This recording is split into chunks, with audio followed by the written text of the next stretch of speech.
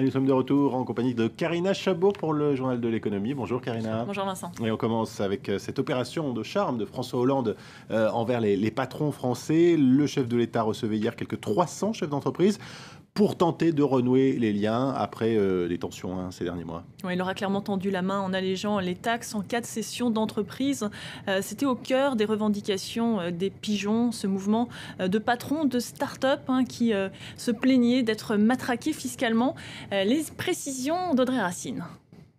Vous avez peur que je ne lise pas tout le rapport? De l'humour avec les chefs d'entreprise, impensable il y a encore quelques semaines. En octobre, sur les réseaux sociaux se fonde le groupe des pigeons, ces patrons qui s'estiment trop taxés, surtout lorsqu'ils revendent leur société. Ils avancent un chiffre, 60% d'impôts sur les plus-values effectuées à la revente, contre 34,5% avant l'intervention du gouvernement socialiste. De quoi donner au président une image d'ennemi des entrepreneurs. Aujourd'hui, il assure avoir été mal compris. Je veux revenir donc sur le malentendu qui a pu un moment, je ne sais pourquoi, se glisser entre nous à l'automne. J'entends donc une bonne fois pour toutes les dissiper et proposer un régime équilibré, juste et pérenne pour le traitement fiscal des plus-values de cession. Un système plus juste qui reposera sur un renforcement des abattements fiscaux lors de la revente d'une société.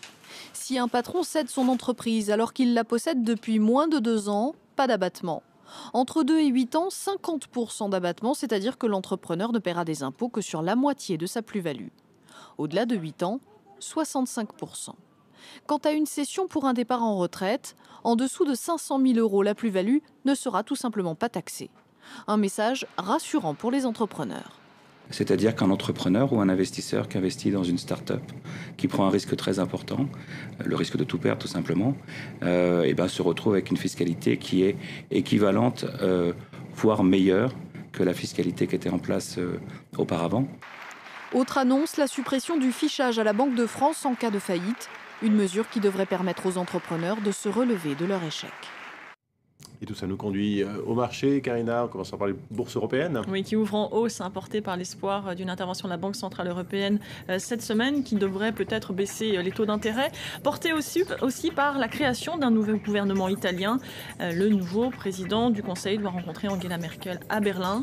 Et en ce moment même, on voit ces images du Sénat italien où Enrico Letta doit être confirmé par les sénateurs après le vote de confiance hier déjà acquis par les députés. Donc il devrait effectivement rencontrer Angela Merkel.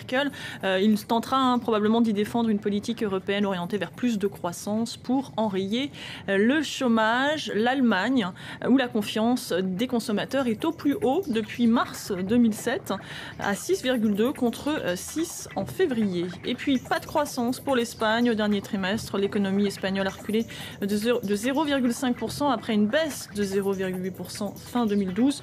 Le gouvernement table sur une récession d'1,5% cette année. Enfin, séance mitigée à la bourse de Tokyo affectée par une hausse du yen. Forte hausse à Séoul et à Hong Kong. La bourse de Shanghai est-elle restée fermée? On passe à l'actualité des entreprises, en bref et en images. Et Alibaba, le géant du e-commerce qui fait ses emplettes. Oui, dans son panier, 18% du capital de Weibo, le Twitter chinois, montant de l'achat 580 millions de dollars. Objectif pour Alibaba, inciter les 500 millions d'utilisateurs de Weibo à venir acheter sur son site. L'appétit de la Chine pour les nouvelles technologies ne faiblit pas. Avec 69 millions d'unités vendues l'an dernier, le pays est devenu le premier marché du PC au monde devant les États-Unis. La Chine affiche aussi le plus grand nombre d'internautes de la planète. Ils sont 500 millions à surfer sur la toile. Et puis enfin, après Coca-Cola ou Vodafone, Ford s'installe à son tour en Birmanie. Le constructeur américain s'est allié avec un partenaire local pour ouvrir un point de vente. Un nouvel investissement qui fait suite à la levée des sanctions à l'encontre de la Birmanie en réponse aux réformes entamées par le pays vers plus de démocratie. Et puis au Bangladesh, Karina, 6 jours après l'effondrement de l'immeuble qui abritait tous ces ateliers textiles, les grandes marques occidentales commencent à proposer des indemnités aux familles des victimes de la catastrophe. Oui, la canadienne Loblaws a rejoint la britannique Primark. Ces deux enseignes vont verser des compensations aux proches des ouvriers qui travaillaient dans ces ateliers pour leur marque. Les producteurs locaux exigent de meilleures conditions de sécurité. Les précisions de Myriam Bounafa. C'est l'accident industriel le plus meurtrier de l'histoire du Bangladesh, là où la confection textile est le pivot de l'économie. Deuxième exportateur mondial de textiles derrière la Chine, ce secteur qui pèse quelques 16 milliards d'euros et 80% des exportations du pays emploie plus de 3,5 millions de personnes, dont 90% de femmes. Une main-d'œuvre qui gagne en moyenne 30 € par mois, plus rentable que la Chine et l'Inde. Le Bangladesh attire bon nombre de marques occidentales à qui il est demandé aujourd'hui d'être plus regardantes sur les conditions de travail des ouvriers du textile.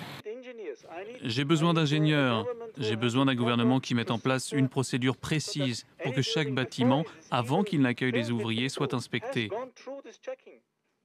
Sans gouvernement, quelles que soient les discussions, il n'y aura pas d'effet. Seuls Primark et Mango ont admis travailler avec des ateliers du Rana Plaza, l'immeuble qui s'est effondré. Primark, marque anglaise à bas prix, s'est engagé à indemniser les victimes. Cela comprendra la fourniture d'une aide à long terme pour les enfants qui ont perdu leurs parents, une aide financière pour les personnes blessées et des paiements aux familles des défunts. Je pense que c'est une bonne chose, mais ça ne suffira pas à remplacer la perte de ces familles. D'autres marques sont également soupçonnées d'avoir des relations avec les fournisseurs qui travaillaient dans le bâtiment de 8 étages. L'effondrement du Rana Plaza est le dernier d'une longue liste d'accidents industriels qui ont causé la mort de plus de 1000 ouvriers dans le pays depuis 2005. Et pour finir ce journal de l'économie, Karina, un nouveau pas franchi par le tourisme spatial. Virgin Galactic annonce avoir réalisé son premier vol d'essai avec succès. D'autres devraient suivre cet été avant les premiers vols commerciaux en fin d'année. Plus de 500 personnes ont déjà réservé leurs billets. Ils ont dû verser pour se faire un dépôt de garantie de quelques 200 000 $. Parmi eux, l'homme d'affaires à l'origine du projet, Richard Branson. Écoutez. Nous venons de réaliser avec succès le premier vol d'essai pour passer le mur du son. Ça ne pouvait pas mieux se passer. Nous venons de parler aux pilotes. Ils n'ont qu'une envie, nous dire « laissez-nous tranquilles, on part dans l'espace ». Mais ils ne l'ont pas fait. Voilà, et c'est sur cet enthousiasme de Richard Branson que je précise qu'il n'a pas payé les 200 000 $ puisqu'il est propriétaire de Virgin Galactic. Donc, a priori, il ne paie pas, c'est vrai. Merci Karina Chabour. Je vous en prie.